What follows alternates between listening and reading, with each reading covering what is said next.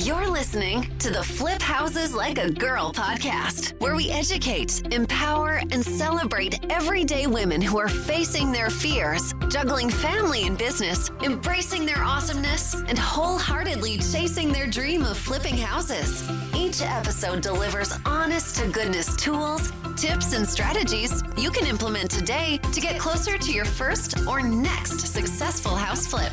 Here's your spiky-haired, breakfast taco-loving host, house flipping coach, Debbie DeBerry. Hey, you guys, it's Debbie here, and I hope that whatever you're up to today, it's an easy one. So, in case you haven't seen in the Facebook group or read in your email inbox, we are hard at work planning the only women's real estate investing retreat where woo-woo and house flipping collide. All right, it's called Flip Your Heart Out. And it's going to be in September in beautiful Austin, Texas. And what I promise you is that it is not just another good old boys real estate investing event. All right, get yourself on the wait list, ladies. Go to flipyourheartout.com for all the details and to put your name on the wait list, because I promise you this bad boy is going to sell out quickly. And you know me, I keep things small and intimate. So this isn't 100+ people get to come. It is a smaller group of awesome women. All right. So flipyourheartout.com, get yourself on the wait list, and I promise it's going to be awesome. All right, let's get into today's episode because I'm really excited for Mei to share part of her story with you, at least part of her real estate investing story with you. She and her husband are a military family, well, and their kids. And I know that I've got women in my coaching tribe who are also military families. So that specific piece will absolutely resonate with them as well as some of you. All right, let's get into this because she shares some surprising ways that she's finding deals. Well, they don't really necessarily surprise me, but they will surprise some based on things I hear from people, how they can't find deals and such. And her investing strategy, she just cracks me up. Anyway, let's just get into this. Okay, so first, let's do this. Let's start with introduce yourself a little bit. Give a little bit of your story, your background, and what you do in your day-to-day life, and how you guys got into investing, because you did start not necessarily with flips. You're doing some flips now, but you did start with some rentals. So let's start there. Yeah, sure. So my name is Mei. I am a military spouse. I've been wanting to do real estate investing for a long, long time, but I grew up in New York City, and that's just a crazy market that it's very, very hard to get into as a young person who doesn't have a lot of money. You grew up in New York City. I did, yeah. I've never met someone who grew up in New York City. That's cool. Yeah. So Brooklyn, when I was growing up, was still kind of like blue collar, middle class, things you can still buy by working hard and saving your money. Yeah. So by the time I was a working adult, I have some money saved up. Yeah. New York was really starting to take off in prices. It just never stopped. New York never stops in its appreciation. So housing crisis, none of that mattered. Prices kept going up. So it's really difficult to get into that market, even though I wanted to. Okay. I really couldn't see a way to do it because all I knew was New York City, and this is how it was. Right. Right. So that was a long time ago. Oh, I know. I had to do the math on how long ago I was a freshman in high school, and I almost passed out. Like, I was like, no way is that number that high. I can't. Yeah, exactly. So that was the very beginning of when I wanted to do real estate. My parents actually owned a couple of houses for rental, and it's been working out really well for them. So after I moved out of New York City, that's what I wanted to do. The problem was really getting the spouse on board for real estate. Um, and then eventually I got him on board. That was like after years of talking about it. So And after, he was the one that was risk averse, more risk averse than you. right. Yeah. So because we're military, a lot of our friends have owned real estate somewhere else, and then they were forced to leave by the military, basically. Got And it. there are horror stories floating around Oh about yeah. being landlords. Of So course. he was really hesitant to really start doing that. Yeah. For really looking into seriously making investments in real estate is really since the beginning of last year. So it's been about a year. Awesome. Okay. Awesome. Yep. So you guys were in North Carolina. Right now Right. you're in Temple or Killeen Yeah. area, Texas. Right. Okay. You guys were in North Carolina and that's when you bought your first rentals, right? Right. Okay. So we started the first rental, the first two houses we still have them. We lived in them. So we bought them as to live in. Got And it. the first house we bought, it was a small townhouse. It wasn't very big, but it was close. It was walkable distance to downtown. It's close to a baseball field, like with actual like teams, competitions and then games and all that. Cool. So we enjoyed living there. But then we had children and that house was too small, so we had to buy another house. Okay. That was when we rented out the first house, and that's when my husband was starting to come around, because when we put that house up for rental, from the day we listed it, less than 2 weeks later somebody was moving into the house. It was application, credit check, deposit was made. It was all very quick. And were So you it's been, managing the property yourself? So you were screening the tenant yourself? I was not, so we used a property manager Excellent. that came, Awesome. Okay. um, Awesome. it. They've worked out really well for us. The tenant Yeah. has been there for a while, so everything worked out really smoothly. And Nice. then the military made us move again, so now Yeah. we're in Texas. Uh-huh. So the second house we lived in, the larger house that we hopefully will move back into someday, it's also rented out, and that rented out like even faster. Like Wow. we left the house, we physically left that house 10 o'clock in the morning. And by 1 o'clock in the afternoon, the property manager called me saying, "Hey, somebody's interested in this house." And it never even made to listing. Like, That's they would crazy. Were they other military families? it was another military family. They're building their own house. So, in between their own house being built, they wanted to stay in the general area where they were living. And they had also a larger family, so they needed a larger house. Yep. And we allowed pets, so that was Yeah. a huge plus for them. We had a big yard, so For sure. it just rented out Yeah. really quickly. Yeah. I've learned that in Central Texas, if you don't allow pets, you're going to be sitting on the market for a while because like everybody has Right, pets. right, yeah, exactly. Everyone has pets, so we have Yeah. pets. Yeah, I know, right? Me too. I'm like, yeah. Okay, awesome. So that was North Carolina. And then you Right. guys came to Texas about a year ago. And No, we you actually came to Texas about 6 months ago. about 6 So, months ago. Okay. right. Wow. Wow. Okay. Well, Awesome. when we decided to do this, we were really talking to each other like we don't have a lot of cash just lying around. If we're really getting to do this, we need some kind of capital. So last year when we decided to really go um, seriously into it, we just started talking to a lot of people, our family, friends, our circles, and eventually we found somebody who was willing to go into a partnership with us. Awesome. Who so then the partner, our investor, puts up the majority of the capital.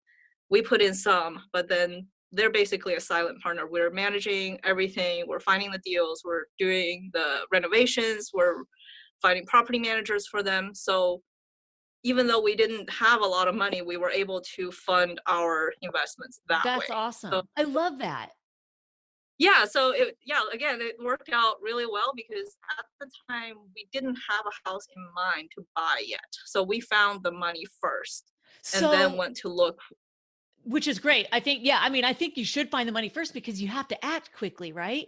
So Right, yeah, this is exactly. when this is you went and asked for money or were searching around kind of telling people what you were up to.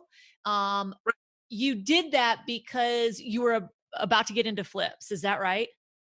Right. So we were originally so we flip flop about our strategy a lot. So the original plan was buying rentals using conventional mortgages, just buying houses for rent Got it. and have cash flow.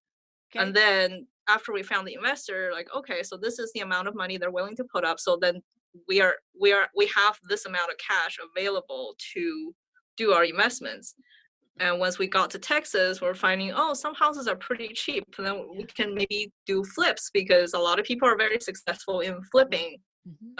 in the market that we live in. Yeah. So then it changed to maybe we'll do some flips, build up the capital for future investments. Got it. And then we flip flop back. So like half we bought the house for flipping. We original plan was to sell it, and then we kind of changed our mind halfway through the project and just kind of like, well, maybe we can just refinance out of these houses because the value of it is going to go up so much after we put in our work. We can still get all our investments back, and then it will still have cash flow every month for as a rental. So you weren't necessarily looking for the big paydays that a flip can give, right? You didn't need that big Right. chunk. Really the monthly cash flow is what attracts you. Right. Yeah. Yeah, perfect. That was really attractive, and we are Yep. still able to basically get all the cash back. So you can't go wrong with like getting all Right. your investment back and then still have something coming in Right, a right, month. right. So, okay, so I want to ask about the private money investor because people Mhm. tend to make this such a harder thing to do than it is. And I think it's because Mm, people are so scared to ask for money. And it's really a right. mindset shift that has to happen because it's not that you're asking for money, it's an investment opportunity for that person as well. It's not, Exactly. Right. yeah, it's not Exactly. about you. It's really about, okay, Right. how can we do this together? And we both benefit. So, what was your mindset around asking for money? Like, were you nervous at first, or what was your mindset around it? Um, I guess yeah, there's always some nervousness going into doing something new, especially something that I haven't done really any flips myself. So there's some nervousness, but the way we talked about it, once we were serious about it, and I just started talking to everybody who listen. That's Like, awesome. we own rental houses right now. We really want to build up our portfolio. So we are looking for people to partner up with. We're familiar with the southern United States kind of market where we were living in. And a lot of the people we knew are up in the Northeast where housing market is just crazy. Oh, Really, can't, sure. it's very hard to get into it. Sure. Um, and I'm an immigrant, so a lot of my family, my friends, really the older generation of my family, their English is not great. They're not familiar with the U.S. market, so us being already landlords, that was really a way we can present ourselves as, we're serious about it. We've already done the research. We've educated ourselves. We know this, and that about how to proceed and build up a portfolio. So then it's really an invitation of, do you want to Mhm. do this with us or not? Right. We're going to do it regardless. Do Right. you want it or not?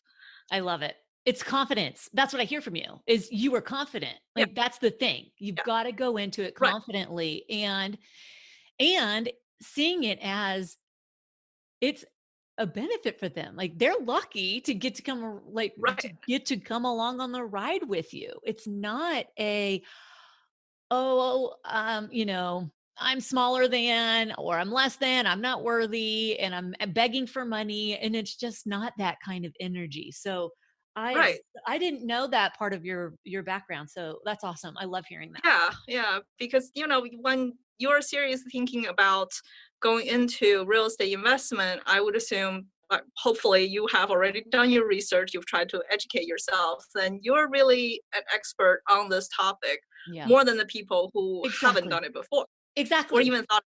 Right. exactly. Being an expert just means you know more than the person you're talking to. Right. Like that's it. That's Right. Right. it. Right. So, okay, that is I love that you got to share that. That's super helpful, I think. Okay, so you you recently bought a couple of properties to flip. Right. So Okay. after we got to Texas, we landed in Texas beginning of August, and we actually closed on two different properties on the same day Mhm. in October. So for the 2 months, a little about 2 months that we were here, we were able to find properties that are both going to turn out pretty well for us. How did you find those properties? So I'm going to just focus on the first one that Okay. we really closed on because that one is already finished. It's Awesome. on the market for rental. Yeah. I found that one on Facebook because That's I love right. procrastination and I'm just on Facebook all day long. And in the for sale page on Facebook, a lot of times you'll find agents listing their things, So whoever. what is Um, it? they're- Marketplace? Marketplace, right? right, yeah, Okay. Facebook Marketplace, That's right. and because we were looking for properties to buy, I'm on those listings every day, and I Okay. just happened to come across this one that was listed by the owner themselves. It wasn't through an agent, it wasn't through a wholesaler, it was just the person selling it. So then I messaged the seller like, "Hey, I'm interested. Can I come and look at it?" So we looked at that house that day, the same day I contacted the seller, and then we made an offer on it the second day. So, and when we were there looking at the house, the owner was there. We were just talking to them. I was talking to them, just chatting up. Why do you want to buy? Why do you want to sell? What are you trying to get out of it? Um, it ended up being a really attractive house to purchase because the house was owned outright. The owner inherited it, Mm, so they put nothing into the house, and right. they wanted to leave Texas. They just wanted the cash in hand so they can leave.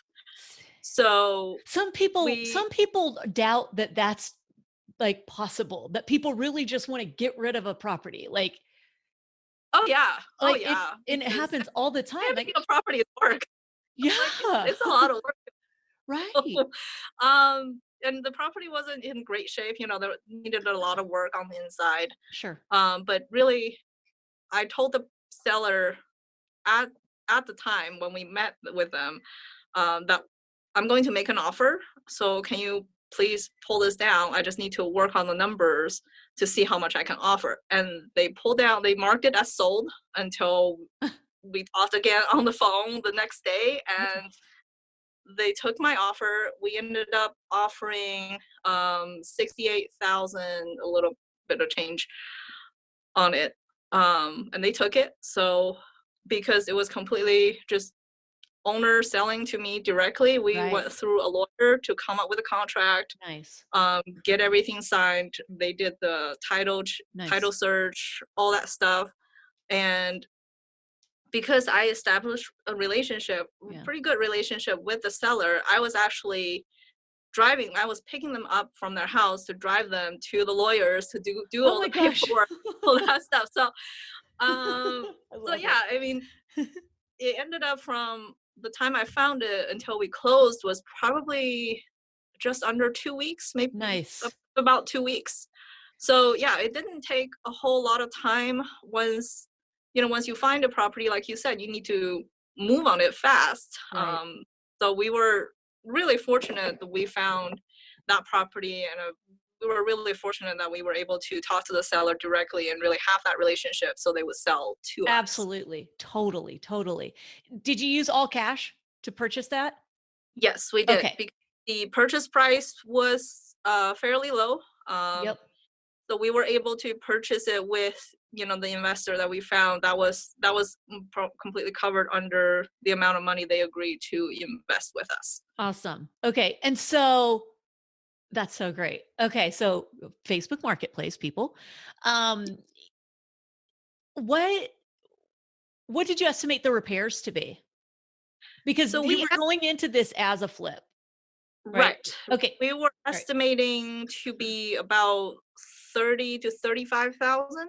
Okay. Ended up being a little bit more than that. Okay. So that was done. So our final bill for renovations is 41,000 and a little bit change. Okay. Not bad. Yeah, not bad at all. So basically everything inside was changed. And The house so was you, built in 80 something, and uh-huh. then everything was original. So we ripped everything out. There was some, rotting from leaks here and there that we Sure. had to fix. And Sure. basically everything was new on the inside. Nice. So you were in it basically at like 110, around Right. Yeah, 110. Yeah. right. So yeah, we're only at about 110, and we're pretty confident we can get the appraisal to be at 145, and Okay. it's for rent for 1,300 a month. Awesome. Did you lease it already or you're in the process? Yeah, we're in the process. We found a property manager, listed it. There's still the application process. Got it. That area is a very good rental area, so Sure. that should. Yeah. But I'm not worried about that. Yeah. Yeah. Totally. Okay. What was the timeline that you went into this? What was the rehab timeline you were giving yourself? Well, I was giving myself about 2 months because we closed in October, and then Thanksgiving was Mm, like half of November. right. And then it was ready like Christmas was like half of December. So I was estimating about, the end of the year. It ended up going over a few weeks. So we finished it at the end of January. And did you hire a GC to manage everything or were you managing the project yourself? We hired a general contractor. We found the general contractor through our network because Nice. when we moved to Texas, I was going to all the meetups I can find. I was talking Yeah. to everybody I can get my hands on, basically, and we really have a good relationship with a few other flippers who are in this area. Good. And they recommended this GC. They've worked with this guy for several projects. I've been to this GC's different project sites to look at their work.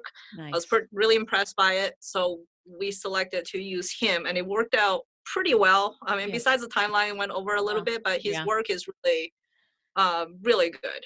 Sometimes you have to pick your battles, right? It's like you Right, you trust that he's going to show up and do the work and you trust right, he'll finish and you trust the quality and it's like, okay, maybe I might have to give on this a little bit. And right, sometimes, exactly. yeah, sometimes that's just the way it goes. Right. And okay, so were there any surprises on this property? Not really. Okay, pretty We did straightforward. find, yeah, so everything we thought was going to need change was pretty much there. I mean, we found a couple leaks, but they were pretty minor. I wouldn't say Sure. they're like huge surprises. Yep. We did find a really large beehive on the property. Oh, I That was remember you bigger. mentioning that. That's Yeah. right. Yeah, so we thought it was a kind of a small hive. It just started, it wasn't there last year, and then we had a bee guy come in, and he was like, "Yeah, it's like half the floor in the shed that had to be replaced." Oh my Yeah, gosh. yeah. So So I he mean, it ended removed up the hive? yeah, he removed the hive. He's a beekeeper, and it's Oh, not really that expensive to remove a beehive if he's able to relocate it. He did need to patch up the flooring because apparently they burrow into the ground and get into the flooring. So oh, wow. it was in a shed.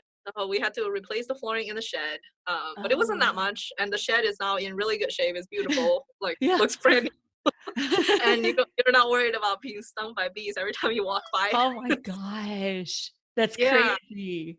yeah. So that was the only surprise, and it really wasn't that. I mean, it cost us maybe another $100 to get it removed, so it wasn't bad. Yeah.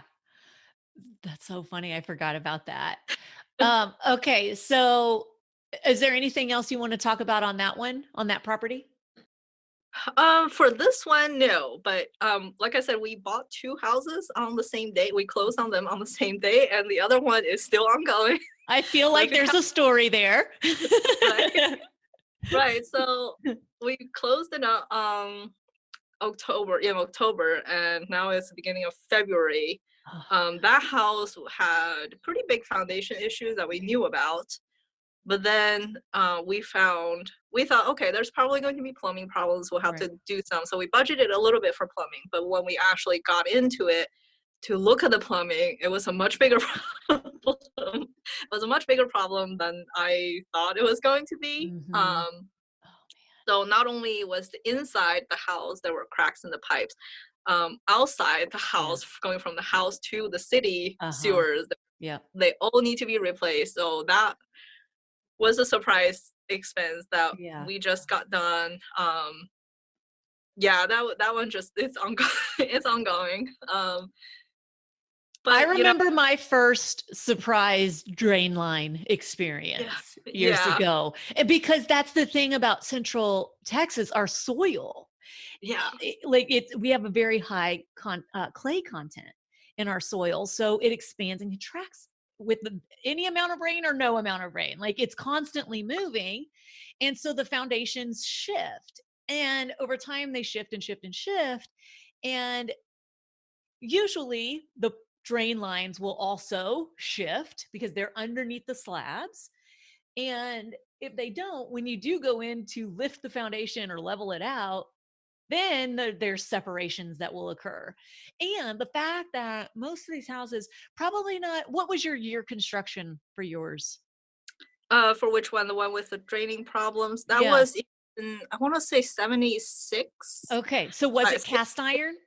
yeah, it was cast Okay, iron. that's why I asked. So like Right, 80s, I was like, no, that's not going to be a thing for if it was 80s like your other house. The cast iron just rots. yeah, Even if you don't have foundation issues, the cast iron totally rots away. right, yeah. So it was a Oh, big crack under the house. yeah. We ended up, so instead of trenching and replacing the pipes under the house, we found, I guess it's a newer technology that we didn't know about before. It's called cure in place piping.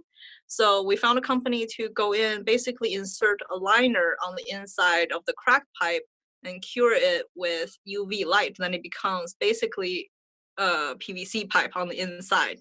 So that saved quite a bit of expense. So instead of lifting the house, trenching in, replacing all the pipes, they just go inside the pipes and make sure it has a lining and it doesn't leak anymore. Right. Right. Well, the most expensive part usually is the tunneling. It's the Right, digging. It's that labor to get right, to all the pipes, to get all the pipes exposed. exactly. So, yeah, we have a company in Austin called Accurate Leak and Line. I'm not sure what the company that's doing it in your area is called. We it's a hard to say. I think it's called Oh, Smelker. okay. It's a Waco company. I called the one in Yeah. Austin. They wouldn't come up Yeah. so far I gotcha. into Yeah. the Yeah, so that's an option, relining what's existing. right, And also what we've done in the past is instead of tunneling underneath, if the if everything is situated in just the right way, like the kitchen and the bathrooms and the yard line, if it's all situated in just the right way, you can also redirect. So around, you can bring the pipes out around the foundation. That's another right. fix that I've done in the past. Most of the houses I do, I have to redo the drain lines. I mean, it's just the Right. year. Like I do 60s, Yeah. 50s, 60s, Oh, 70s right. construction. So most of them have to be redone. Yeah. But yeah. So what was the cost of lining the pipes? The total cost for, because we lined the inside portion, but we also had to trench and replace part of the outside the house portion. So altogether was about 9 to 10,000, I think, was the final pricing. Nobody wants to spend money like that on pipes because we don't Right. see it. We want to Right. spend money like that on the pretty stuff that we see. Right. Right. Yeah. So our original budget for plumbing was, I think it was about 4,000 was Oh when I was gosh. thinking, and then we found like new problems outside the house, and then it just went up. Oh gosh. Yeah. Okay. So when you bought, what were your numbers on that one? What was the purchase price and what was your estimated rehab? And was Um, that uh, is this going to be a flip or are we maybe going to rent we'll it? probably hold on to the rent. I love it. Bought it as a flip. We paid 60,000 for it. Okay. Um, We found it on the MLS actually. Okay. So Um, there are deals on the MLS. Yet one more person telling me this. Yep. right. Our original budget for the rehab was 45,000, Okay. and now it's looking probably going to be like 60,000. Oh God. So we'll see. We'll see how that one turns out. Like I said, it's not done yet, so. But yeah. So and all in, I think hopefully we can keep it at the 120 range all Yeah. in. Are you using the same contractor on this project? Yeah. Right. Okay. Yeah. Awesome. Awesome. And what was your original timeline on the repairs and stuff on for that one? For this, we allowed a little bit of time because of the foundation Sure. issues, and we knew there was going to be plumbing, so we gave ourselves until like mid-January, end of January. But it's not done, so it's not gonna be done. Okay. Hopefully, if I can get it finished by the end of February, I'll be really happy. Oh man. Yeah. Good times. Good times. Yeah, good times. Yeah, all the right. What other were there? Well, I'll ask this way. Have there been any other big surprises on this one or challenges on this one? The permit took actually a bit longer, and then Oh, let's talk about that. Yeah, what um, happened there? it wasn't too bad. They just kept wanting new information, so we went back and forth, I think 3 or 4 times. So the first time we submitted, did the scope of work, they came back, "Oh, please submit a blueprint of the house, the footprint of the house." So we Uh-huh. put that in, and they came back, "Mark off where all the windows are." Like, "Okay, put that in." And then they came back again, "Give us all the measurements of the windows, of all the windows." So put that in, and then they came back again. Oh my um gosh. they wanted the E rating of all the Oh, windows we're gonna put in, so I had to like go find the ratings. yeah. So yeah, so it ended up being like 4 times, so we had to resubmit for the permit before we can start on the work.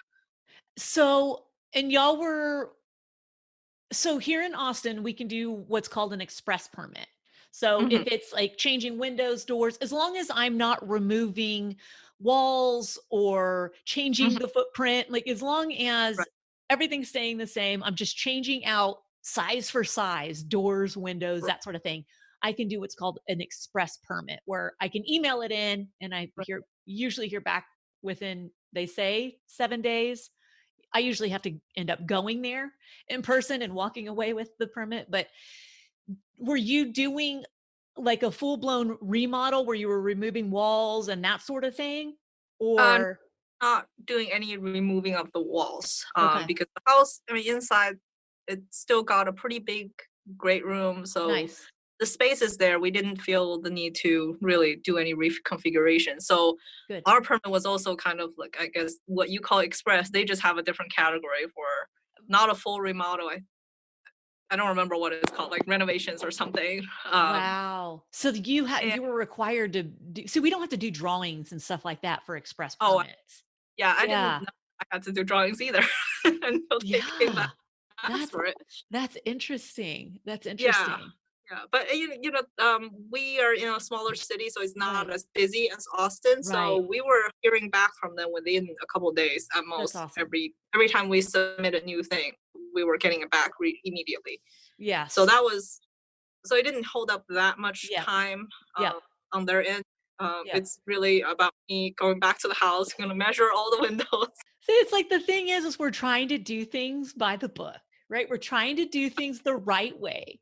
And oftentimes we do that and it makes it more difficult, makes the process longer.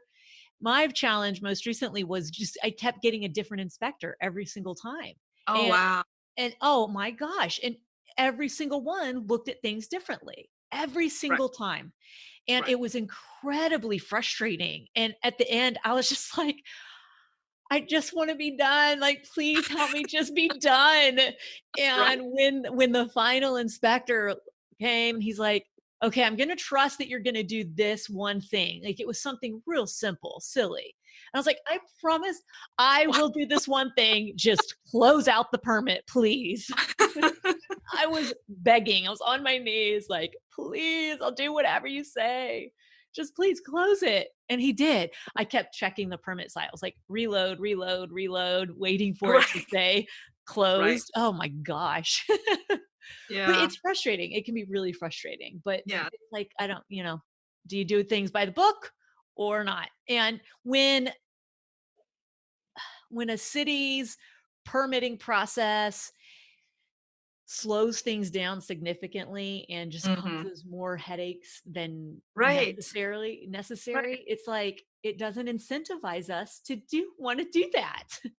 Right. Such a Right. catch 22. Yeah. Yeah, definitely. Yeah. Um, you know what? I just realized we didn't talk about what is your day job? Because you're a counselor, right? Or a I therapist. am, yeah. So I work out of a school. I am a contract counselor from the military. Okay. During the day, I'm based out of a high school. And then on the weekends, I actually have a private practice office as well, where I see clients with insurance or private pay for Okay. counseling. And are both you and your husband military? I am not. He Okay. is. I've never been in the military. I've just been kind of in the vicinity of Right. the surrounding Yes. Yes. uh, profession. Got it. Did you have any fears or major concerns going into this or doubts going into investing? Yeah, absolutely. I think we always have to start somewhere. Yeah. That first idea that comes into our head, you're not going to be ready to jump in right away. Right. So there's always going to be something that stops. Yeah. What stopped me is not going to be the same as what stopped somebody else. Sure. For me, the education piece was really important. Yeah. Didn't feel ready to do investing um, full time or really like 100% into it until I can read up on the different strategies, the Yeah. different things that go into it. Yeah. So, I was, like I said, about a year ago when we were seriously thinking about going into it, I found all the books I can read. I was Yeah. listening to podcasts. Yeah. When we were doing renovations, I was listening to your podcast talking about what to do, the different steps. Was it 12 steps to flipping your house or 11 steps? Yeah. I was listening to that, That's awesome. just trying to get myself familiarized with the process Yeah. to find a house, find financing, find the permits, what needs to be done, what you need to be doing during it. Mhm. So education, I would say, was the most important piece for me. Yeah, I agree. That's totally how I am when I go into something. I seek out education. Like I love learning anyway. Right, So I'm constantly seeking out information and education, and for me what it provides me is the confidence. Again, right, yeah, it comes back to just having the confidence to just go do the thing. It's not going to be perfect. It's not about being perfect. It's just about just yeah. doing. Yeah, Yeah. exactly. Yeah. And I would say what helped me the most, especially after getting to Texas, was just going to meetups and Yeah, meet other investors. I mean, we learned so much. for I'm sure. really the only one who has time to go to these meetups, but I've learned so much just talking to different people. Yeah, We found our general contractor before because we were talking to other people who flip houses. We absolutely. found The properties. programs. Actually, the one that was on MLS, we found it through. Well, we found it on the MLS, but we purchased it through an agent that we met at one of the meetups. Nice. So, surrounding yourself with the right network of people who can Yes. support you is so important. So Even important. if you're not ready to put down the money to purchase your first house, Right. just going to meetups Yeah. is it should be the first step you're taking. Yeah, Like read being a book. around it, just being in Right. the Yeah. conversation, being around Exactly. people who are doing the thing Right. successfully. And instead of listening to your friends and family who have never done the thing and they're saying it's risky, you're going to lose it all, you shouldn't do that. Yeah, Right. Right. yeah, Yeah. totally. Totally. Well, that's awesome advice. And is there anything else you want to share? Um, I don't really know what people want to know. I'm just We want to trying know your story. Here, I'm like just the whole point of this, podcast, and really the whole point of everything I do is highlighting and showing everyday women who are doing this thing, investing in real estate, flipping houses, buying rentals, doing this thing that others want to be doing, but they're just not taking action. And it's like, you don't have to be a guru. You don't have to do 400 deals a year. Like, it's not right. about that. It's just doing it, just getting up and doing it and being in the, Yeah, yeah. absolutely. I think it's important to also remember that it's always a learning process. Like Yeah. always new things that you can Jeez. learn about. The market is changing, the laws are changing, the environment is changing, products that you can use are changing. So Right. it's okay if you don't know everything because Right. nobody knows everything. Nobody. Right. None of us No, know anything. We barely know like itty bitty bit. right. Yeah, exactly. So I think that, putting it that way, maybe easier to look at instead of looking at all these gurus. They don't know everything either. They are an No. expert Right. on that topic, but Right. you have your own expertise. Yes, totally. Absolutely. Absolutely. Yeah, I think that's awesome. I think that's an awesome message to end on. Um, Thank you so much for Thank sharing you your for having me. story. Thank you. I It's been really appreciate it. And great. I know that it will for sure inspire other people. I hope so. And yeah, absolutely. So thank you very much. Um, I'll have you on again because I want to hear what else you're up to in a couple Hopefully I'll be months. done with that other house. Yeah, I know, right? Well, send me a message when you finish that house. Right. Yeah, I will definitely. um, yes. Okay. Awesome. Thank you so much for sharing your story. I'm grateful. Thank I appreciate it. Thank you for being part of the group.